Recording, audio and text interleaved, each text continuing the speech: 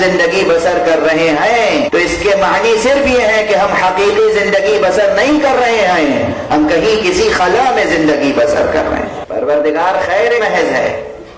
اس نے جو کچھ خلق فرمایا وہ خیر ہے۔ شر کا عنصر جو اس کائنات میں نظر آتا ہے پروردگار کا خلق کردہ نہیں ہے۔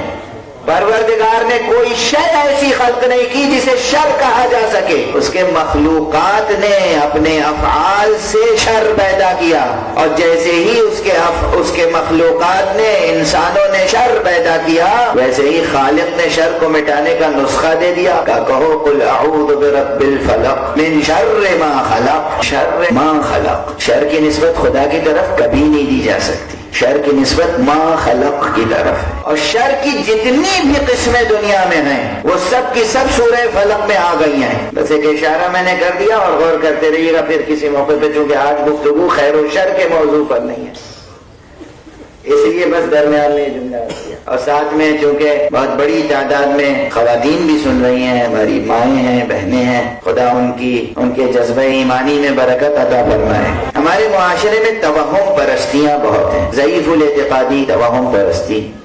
ذرا سی بات میں کچھ ماورائی آسیب کا توہم ہو جاتا ہے، سحر ہے، آسیب ہے، جن ہے، بدروہیں ہیں، پتہ نہیں کیا کیا اعتقادات لیے بیٹھے ہیں۔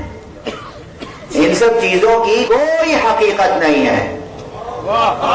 کتنا ہی بڑا کوئی جادوگر ہو، کتنا ہی بڑا ساحر ہو، کتنی ہی سخت نظر بد ہو، کیسا ہی آسیب ہو، قرآن پاک کے بس 2 سورے اس کو مٹانے کے لیے کافی ہیں۔ اگر آج آپ ہمارے بیان سے کوئی پیغام لے کر نہ جائیں، صرف یہی ایک بات گرہ میں باندھ لیں، بوڑھے، بچے، جوان، مرد، عورتیں، خاص طور سے عورتیں،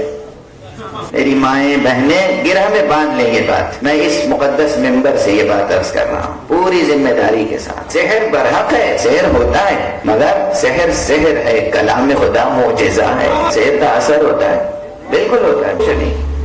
یعنی اگر اس مجمع میں ہمارے بالغ نظر جو دانشور ہیں اور شعراء ہیں ان کے لیے تو یہ باتیں شاید پہلے سے حل شدہ ہوں، لیکن جو نوجوان ہیں، بچے ہیں، وہ شاید یہ سمجھتے ہوں کہ سورج کا پلٹانا زیادہ بڑا معجزہ ہے، چاند کا 2 ٹکڑے کر دینا زیادہ بڑا معجزہ ہے، درخت کو حرکت میں لے آنا زیادہ بڑا معجزہ ہے، ہتھیلی پر سنگریزوں کا کلمہ پڑھنا زیادہ بڑا معجزہ ہے۔ ان کو میں ایک بات بتا دوں اس وقت اچھی طرح سمجھ میں آ جائے گی، اور وہ یہ ہے کہ یہ اتنے بڑے بڑے معجزے جسے آپ معجزہ سمجھ رہے ہیں، یہ معجزہ جس کلام کی وجہ سے ظہور میں آتا ہے وہ کلام بڑا ہے یا معجزہ؟ آج تک کسی نے شک نہیں کیا۔ اور اس معجزے میں یہ ذکر ہے، اس قرآن میں یہ ذکر ہے کہ جناب موسیٰ کے مقابلے میں بہت سے جادوگر آ گئے تھے،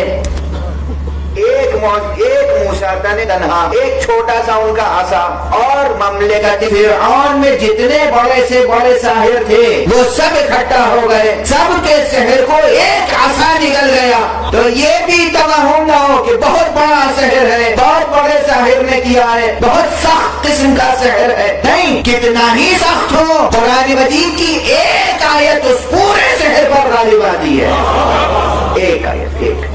اس لیے گھروں میں طہارت رکھیں، پاکیزگی رکھیں، نظافت رکھیں، صفائی رکھیں، ذکر خدا کا ماحول رکھیں، صبح و شام قل اعوذ برب الفلق اور قل اعوذ برب الناس کی تلاوت کریں، آپ کے گھر میں کسی ساحر کا اثر داخل نہیں ہو سکتا،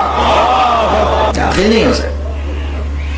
اور سحر کو کاٹنے کے لیے تعویذ کی تجارت کرنے والوں کے پاس نہ جائیں۔ جنرل مولانا فضل الرحمان نے کہا ہے کہ دعا اور تعویذ مال تجارت نہیں ہے، انہوں نے یہ بات قومی اسمبلی اور بلوچستان اسمبلی کے لیے مال تجارت نہیں ہے۔ اور اسلام آباد سے خطاب کرتے ہوئے تعویذ پیغمبر صلی اللہ علیہ وآلہ وسلم نے یہ تعلیم فرمایا، حضور نے تعلیم فرمایا۔ آج شام ضلع ننکانہ صاحب میں سانگلہ ہل کے مقام پر ایک جلسہ اور وہ کرتے ہوئے انہوں نے کہا کلمات قدسیاں ہیں جو حضور نے سکھائے، بتائے، قرآن مجید کی آیتیں ہیں، قرآن مجید کے حروف سے تعویذ تیار ہوتے ہیں۔ کبھی بات درمیان میں آ گئی تو پھر مکمل ہی کر دوں، کیونکہ ہمارا معاشرہ بہت توہمات میں گرفتار ہے، بہت زیادہ ضعیف الاعتقادی ہے، اس لیے میں بہت وضاحت اور صراحت سے عرض کر رہا ہوں۔ کوئی صاحب نفس قدسیہ ہو، کوئی متقی ہو، پرہیزگار ہو، عالم ہو اور وہ تعویذ دے دے، آپ تعویذ لے لیں، وہ تعویذ اثر کرے گا، مگر تعویذ کے تجارت گروں سے تعویذ نہ لیں،